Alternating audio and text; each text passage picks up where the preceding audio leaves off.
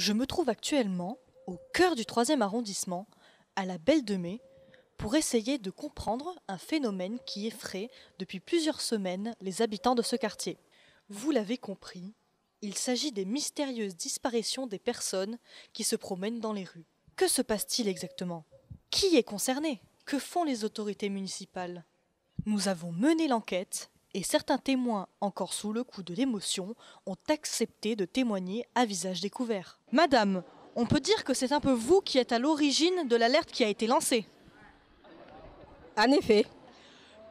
Pouvez-vous nous raconter comment cela s'est passé? Bien voilà, depuis quelque temps, j'étais intriguée par le fait que je ne voyais plus certaines personnes que d'habitude, que je croisais régulièrement en faisant mes courses. Et qu'avez-vous fait?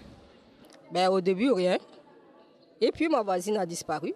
Et là, je me suis inquiétée. Je me disais qu'il y a quelque chose de pas normal dans le quartier. Et j'ai prévenu la police municipale. Et donc? Et alors, rien comme d'habitude, j'espère que la police mènera son enquête. Merci pour votre témoignage. Monsieur, vous avez été victime d'un étrange phénomène. Oui, voilà, en fin de compte, je me baladais dans la rue, sans but particulier, et il faisait beau. Et quand tout à coup, mon regard a été attiré par une femme. Ce qui m'a surtout fasciné, c'était le roulement marseillais de ses hanches. Certes, mais encore. Après, je l'ai suivie. Elle a tourné dans la rue de la Belle de Mai. Et là, je l'ai vue, elle a disparu. Et donc, j'ai été voir dans les magasins, j'ai été voir à l'épicerie, au boulanger. J'étais complètement perturbé. Je ne comprenais pas. Merci, monsieur. Et donc, finalement, la clé de cette énigme, c'est vous, madame. Alors, que se passe-t-il dans ce quartier?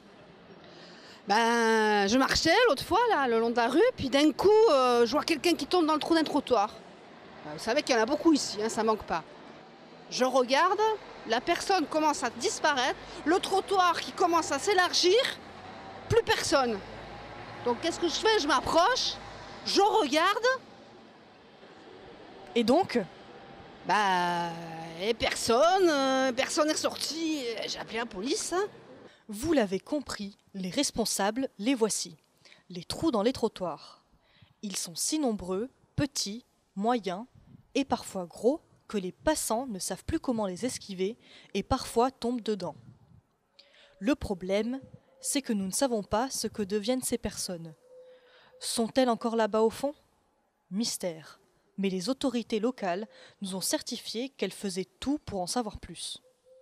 De notre côté, nous avons interrogé la mairie de secteur qui nous a dit que ce n'était pas de sa compétence et nous a donc renvoyés vers la mairie centrale. Mais l'adjoint au trottoir nous a dit qu'il n'avait pas dans ses attributions la compétence trou et nous a donc renvoyés à la métropole.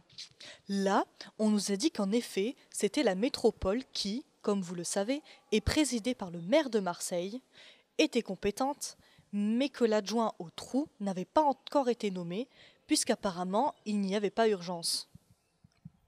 Il est vrai que nos responsables ont des chauffeurs et ne pratiquent pas beaucoup les trottoirs du 3e arrondissement. Devant la panique de la population, monsieur le maire nous a dit que le service technique avait proposé des solutions, installer des trampolines au fond des plus gros trous afin d'amortir la chute des victimes, mais pas avant 2019. Peut-être serait-il plus judicieux de simplement refaire les trottoirs ou, au minimum, de boucher les trous. Mais on nous a rétorqué que ce n'était pas le même budget. À suivre donc. C'était un reportage d'Albertine, Londres.